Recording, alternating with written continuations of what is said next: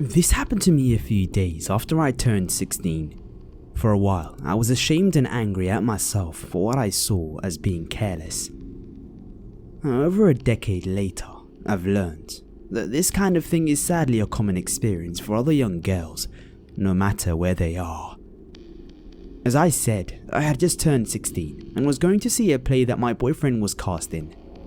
Both of us grew up in a smallish town in the south. Think close-knit communities with a big emphasis on Christianity. This wasn't always a good thing, but people did look out for each other, and I had always felt relatively safe on my own. When you know everyone, what's there to be worried about? So, when my boyfriend left me to go backstage to prepare for the show, I figured that I'd just walk around the surrounding downtown area until the house opened. Downtown here consisted of about 6 blocks of small businesses and restaurants in historical buildings. Separating the storefronts from the streets were wide pedestrian sidewalks, a narrow grassy median, and a curbside parking. This will all become relevant soon. When I set off, it was late afternoon and the sun was still up. I remember that I was wearing a new dress with polka dots on the skirt, and that I felt really pretty wearing it for my date. There were other people walking around as well, mostly families. Eventually, the sun started to go down and the shops closed up, so I headed back to the theatre.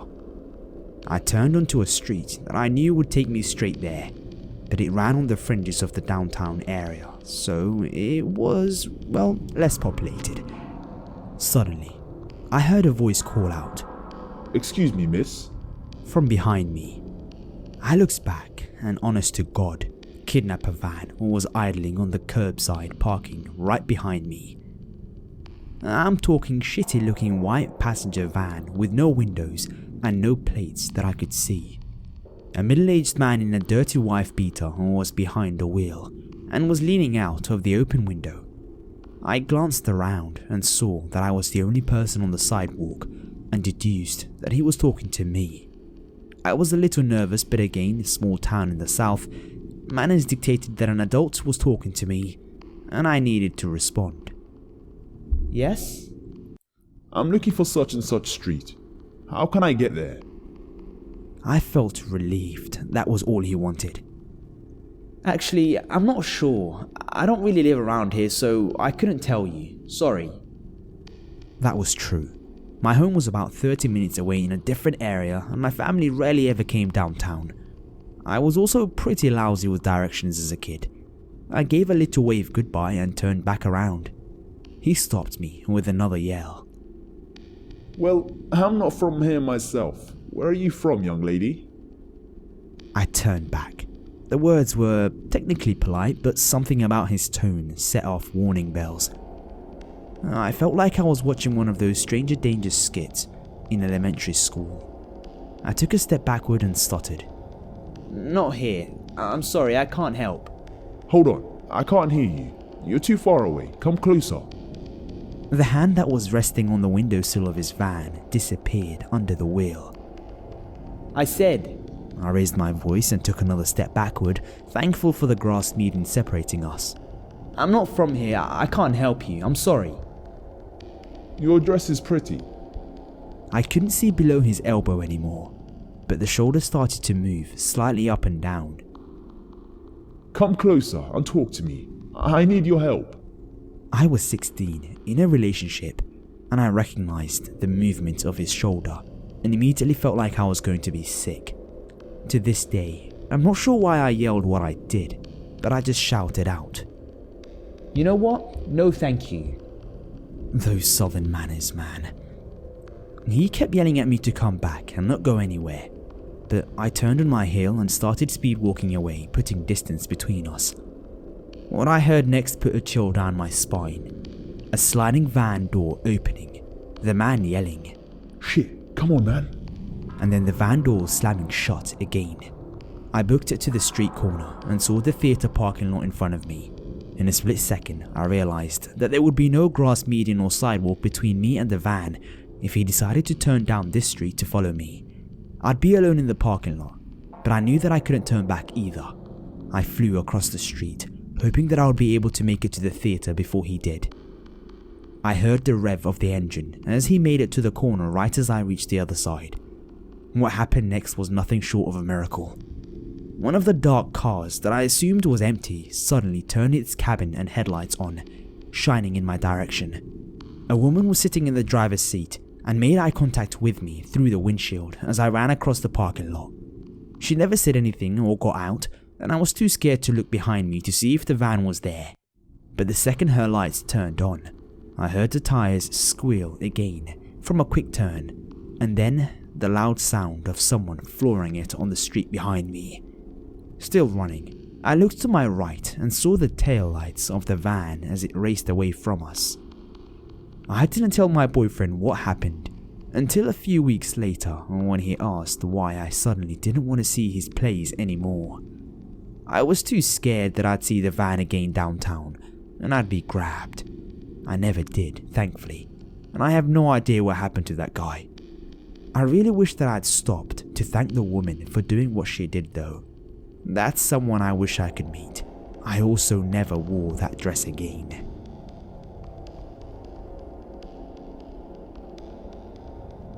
I'm a small lady in my mid-20s, not particularly threatening. Last night, at around 8 p.m-ish, I decided to go to the liquor store.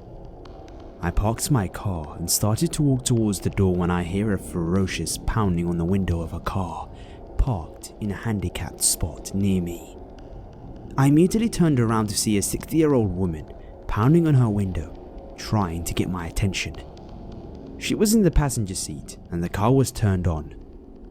I walked over to the car and she stops banging and starts talking at me. She's pointing down. She's pointing at the pharmacy next to the liquor store, pointing at the donut shop on the other side of the liquor store. I can't quite hear a word she's saying because 1, she's talking quietly, and 2, she won't roll down the window. The way she kept pointing down made it look like maybe she couldn't get her door open. I pulled on the door handle. Locked up. She just starts pointing frantically downward again.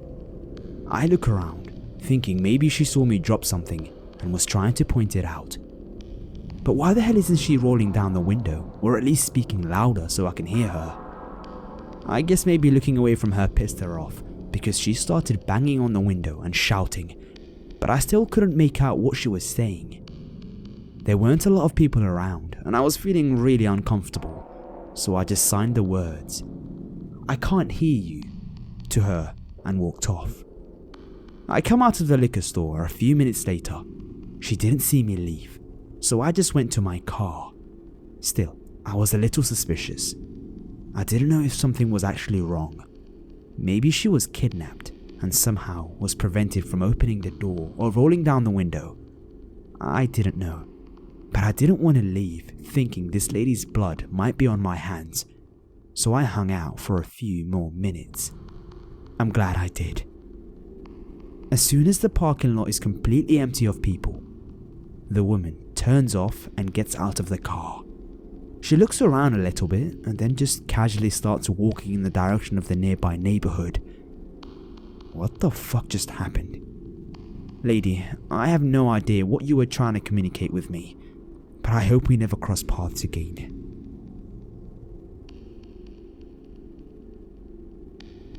Back in the early to mid-80s, I had a paper route in a medium-sized southwestern Pennsylvania town. This would have happened in either 1983 or 84. I was 13 or 14, depending on the year. I was out one night, collecting the subscription fees from my customers. It was winter, because I remember that the sky was dark. I don't remember there being snow on the ground, but I was usually done collecting by 6:30 p.m. That was on purpose, because the penguins usually came on around 7 p.m. It was cold, and I decided that I wanted a hot chocolate for the walk home. There was a convenience store near my paper route. Even now, at night, the area is fairly busy with crosstown traffic for a dead-end southwestern Pennsylvania town. Well, I headed on over to the store and got myself a nice cup of hot chocolate. I paid, and as I was walking out into the parking lot, a dude in a pickup truck with a cap over the bed called me over. I figured for some reason that he recognized my paperboy receipt book and thought that I might know the area. 13-year-old logic, I guess. I supposed he was going to ask me for directions. There was some traffic and the lot was well lit, so I didn't feel any fear. I headed over to the truck and there were 3 occupants. The guy, much older than me, but not as old as my dad, and 2 cute girls who I recognized were older than me, but I didn't know how much older. The dude looks straight at me and says, "These girls want to party. Get in." That was a direct quote. I will never forget it. Now, I'm 13 or 14, pimply as hell, and I weighed about 95 pounds, soaking wet, with 20 pounds of sand in my pocket. These 2 chicks want to party with me? Sure, I'm a horny 13-year-old, but I'd seen a lot of videos in school. This shit was just screaming stranger danger. I politely declined and started walking towards home. The dude sweetens up. "Hey, she really thinks you're cute and we have weed and beer. Just get in and let's go." I again declined politely. This whole time, the girls haven't said anything. I started walking up the road towards my house, and the dude pulled out of the lot and started following me in the truck. A couple of 100 feet up the road, a railway bridge with a retaining wall crossed over the road they were on, and on the other side I could go through a very small wooded area and into my neighborhood.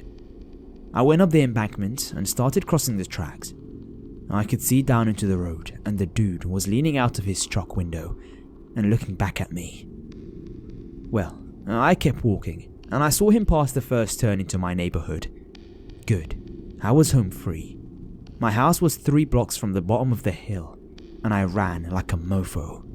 I got to the 3rd block, and what comes over the crest of the hill? A pickup. It wasn't moving very quickly or anything, so I easily made it to the front porch of our duplex before it passed.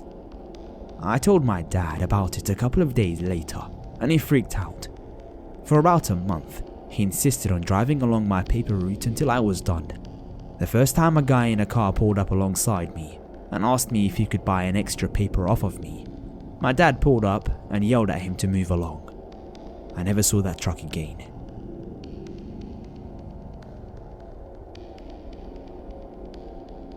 This happened just last week.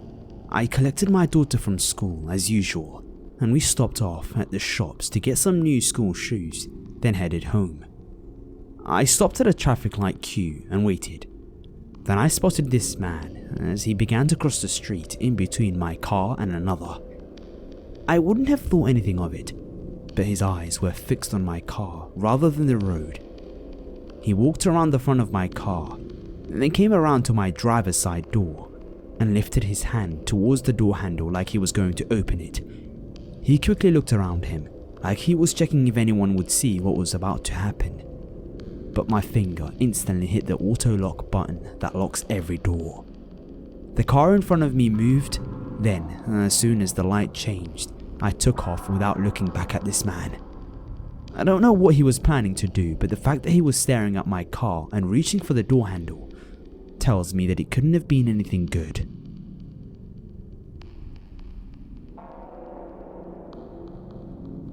I was around 16 when this happened, so 9 or so years ago that is. I'd just gotten my license and I'd come up to my mother's house to work on her paper because her computer was faster than my father's. It was getting a bit late, but nothing seemed out of the ordinary, so I wasn't nervous one way or the other. I took a break from the paper and headed to the bathroom, which is at the back of the house and is the outside wall to the backyard. It has a small window in it, and just as I was about to turn on the lights, I heard a noise. Not especially close, but somewhere from the back of the yard. I went to the window and looked out, at first seeing nothing, but then something ran across the yard, which I didn't think much of because I live in the suburbs and my house borders 2 streets. It wouldn't be uncommon for kids to cut through my unfenced backyard to get to the other street, but even though I rationalized what it could be in my head, I was still a bit uneasy. I was home alone and neither parents would be home soon, which left me a little bit paranoid. I went back to the living room which has a huge window facing the front yard and a glass door to the backyard. For a few minutes I heard nothing else, so I started to relax. But then I heard soft noises coming from near the back door, like someone stepping really quietly, trying not to make a sound. Cue the adrenaline, and told him as quietly as I could what was going on. He had someone else call the police and stayed on the line with me as I got my keys and made my way to the opposite side of the house, where the driveway and my car was. He didn't want me leaving the house, really, but there was no way that I was staying, so the plan was to get to him, then drive back together to meet the police. I can't really describe how scared I was when I left the house and ran to my car. My whole body was focused on just unlocking and starting the car, then tearing the hell out of my driveway. My dad's company was a short drive away, and when I got to him and got back to the house, we were met by the police, who had found the house lit up. Every light in every room was on, every door, even to the attic and the basement, open. But nothing was taken or touched, which to me is the scary part. The fact that whoever was in here didn't take anything, it makes me wonder what their intentions were. I never slept well in my mother's house after that, and I was more than a bit relieved when she moved out.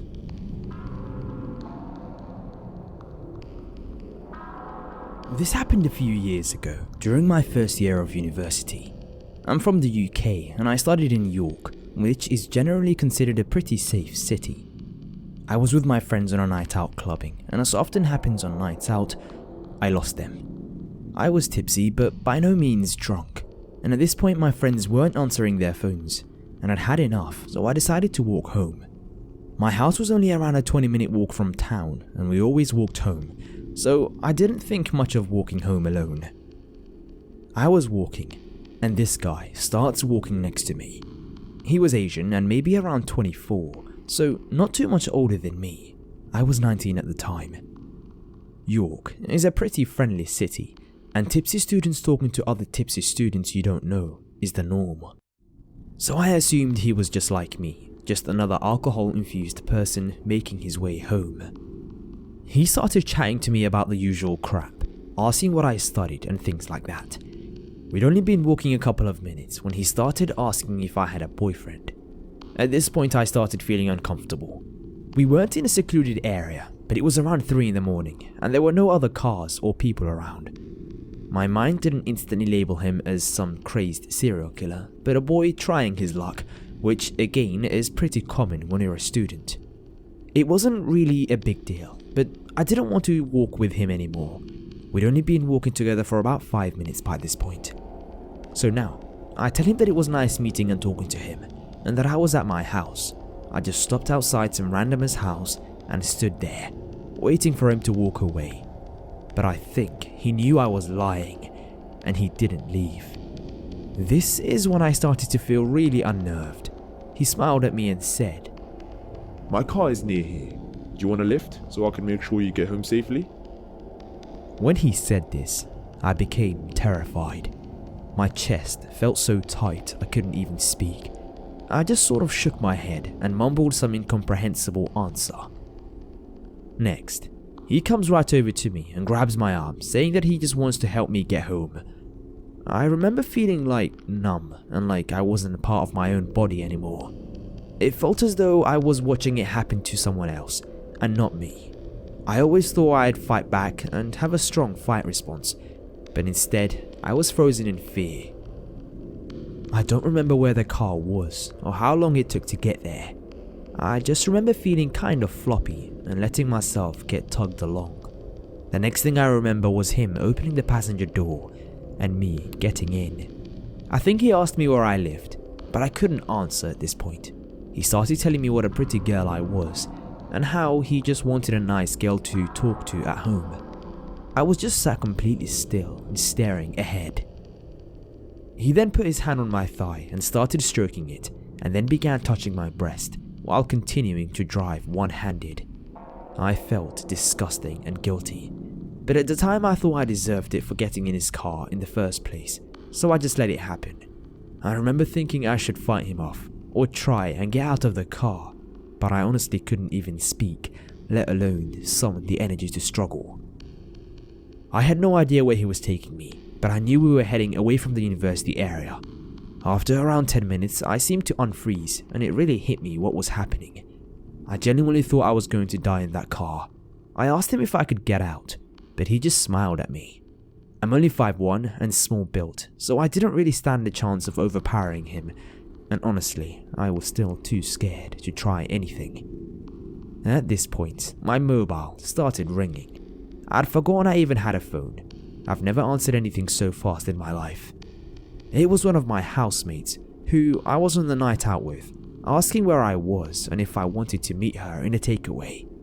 I didn't even look to see how the guy was responding, but the next thing I know, he was pulling over and telling me to get out of the car.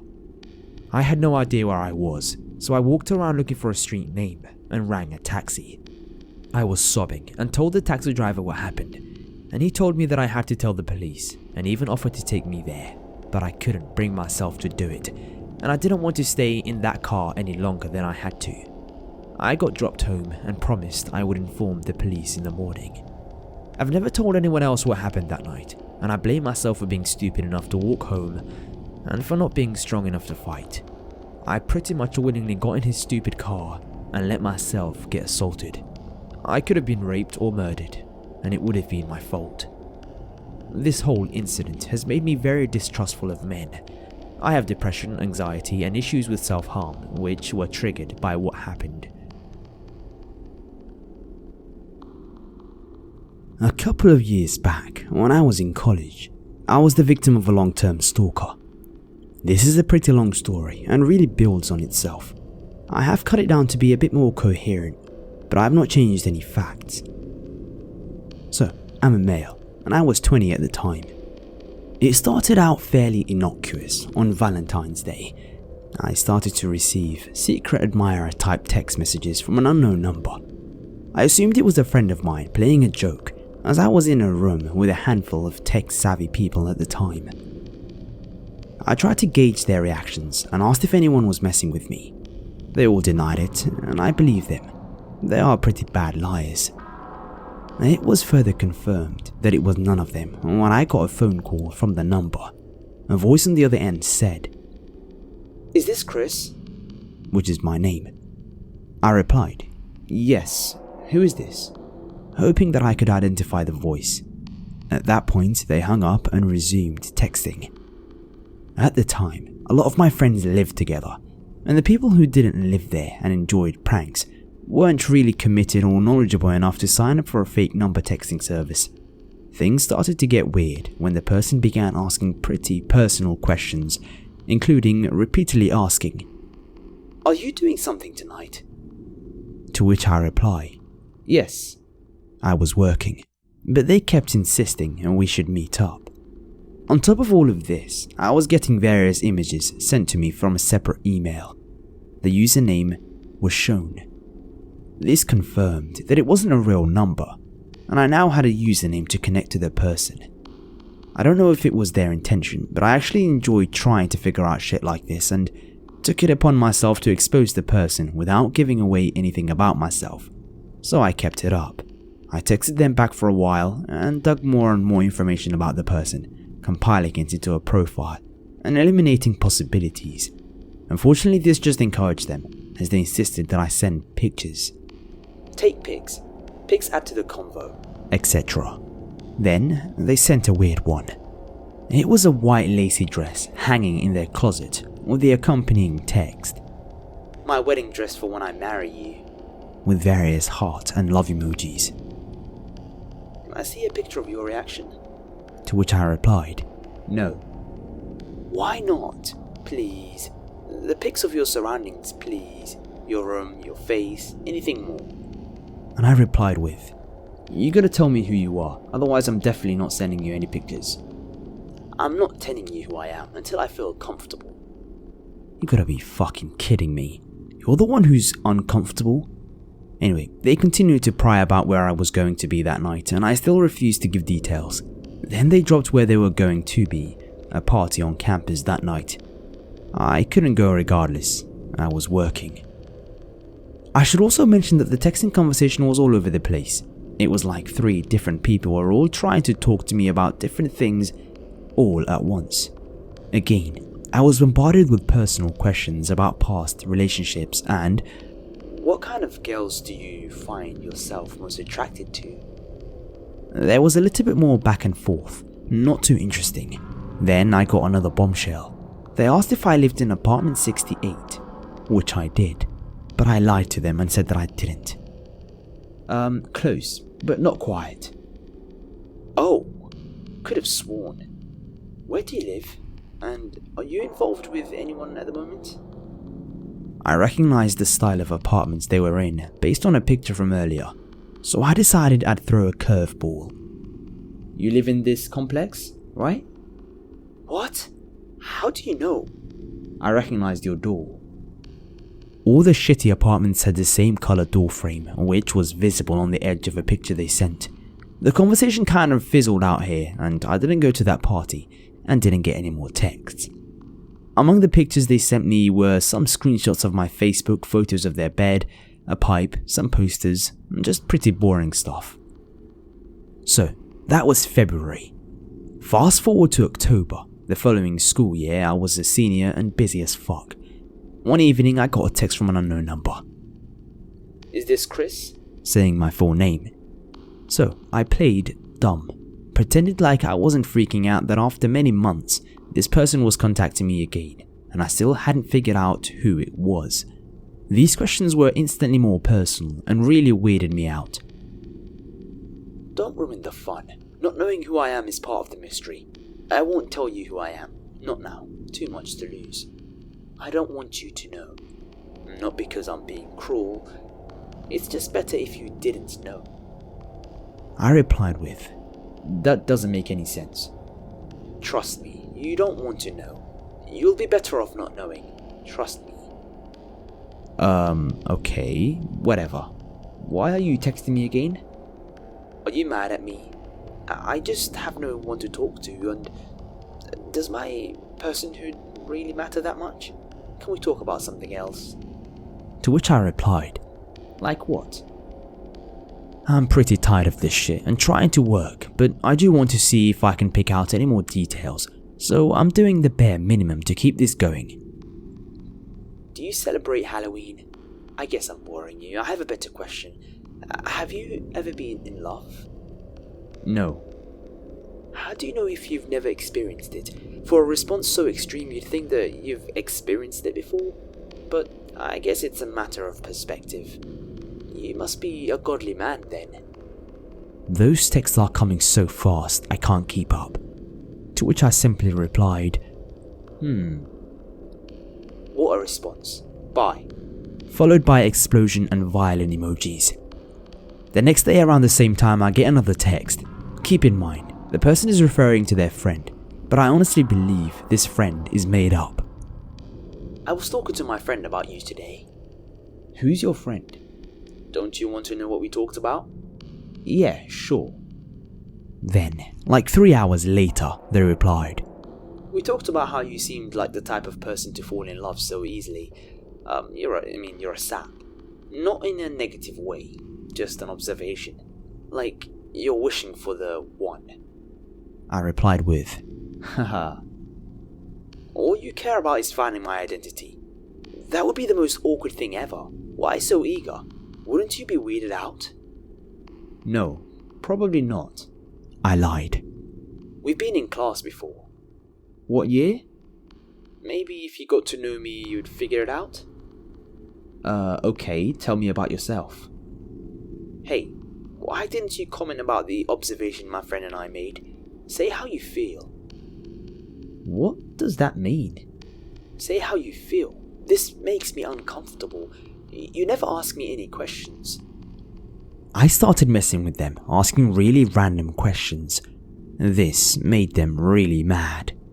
Do you like cats? Do you like long walks on the beach? I live by the beach. Which one? Then they proceeded to mention a famous beach. A lot of people have sex on the beach, another blanket of night. Near a city? How do you like such and such place? Naming the state and the town that I'm from. How do you know that I'm from there? The internet is my best friend. Are you nervous? You're just a boy. You are boyish. Let's admit, it's nothing bad. It's cute. How old are you?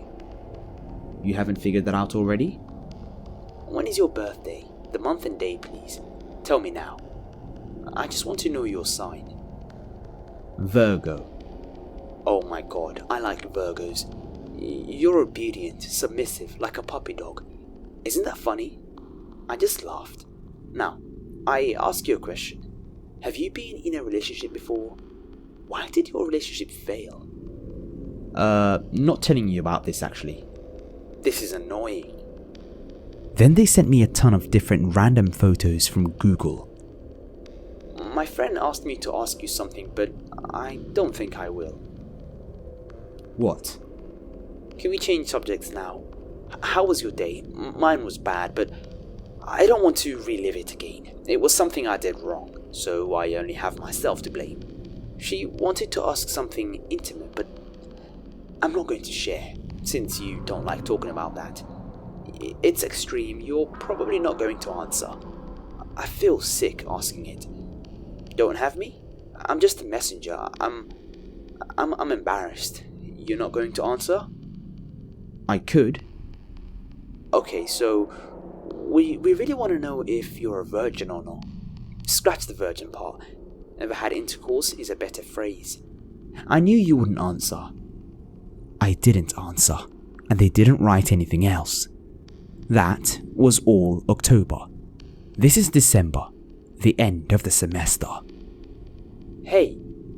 Who is this? It's me. I can tell you who I am. I'm never going to see you again, but I can tell you who I am. Okay, tell me. When I leave campus, I'm never going to see you again, so I'm going to be gone. You're so serious. Hello? I'm leaving next week, so... You're ruining it though. Now I want to punch you. Sorry, I didn't mean to send that last one.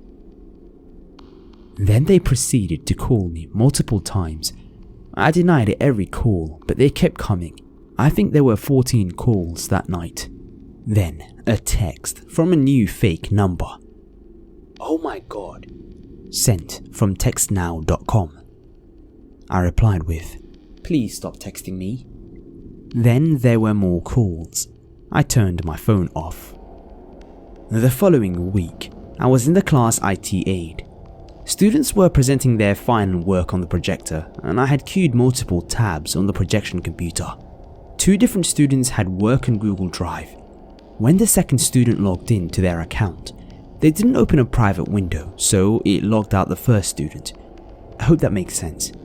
I saw this happen, but the first student wasn't in the room, so when she came back, I asked her to re-log in. We were both standing in the projection booth. She was at one end of the computer, and I was messing with the sound system on the other side, but happened to turn and look at the projector screen when she was logging into Google. This hit me like a ton of bricks. The username she logged in with was the same username as the TextNow account that had been sending the photos. I quickly turned away and pretended to be busy with something until she finished opening her work. I thanked her and she left the booth without realizing her mistake. I tried to play it cool, but inside, I was going crazy for the rest of the class. After almost a year, I knew who it was. She finally slipped up, and honestly, I was much more scared now than I had ever been. This person had a history of being pretty creepy around my friends, and although she had never personally interacted with me outside of class, all of my friends had strange experiences. Side note. Here is an abbreviated one to fully illustrate this craziness. A friend of mine, Isaac, worked late in this building and sometimes would find her waiting outside the front door around 3 AM and she would follow him home. Occasionally she showed up outside his door at night and demanded to be let in. One time, while I was actually at his place, she came to the back door with a peephole and knocked for upwards of 20 minutes. We pretended not to be home and shut all the blinds on the front of the house and went upstairs. There is plenty more to tell about their interactions, including one where she attacked him at a party, but that's delving into another story. So, point being, she kind of had a reputation in our friend group and we generally tried to keep our distance. I had always assumed I was immune. Sorry to say there's really no conclusion to the story. I didn't run into her again, and she hasn't texted me, and Isaac ended up taking a year off. So, for the first time being, that is where the story ends.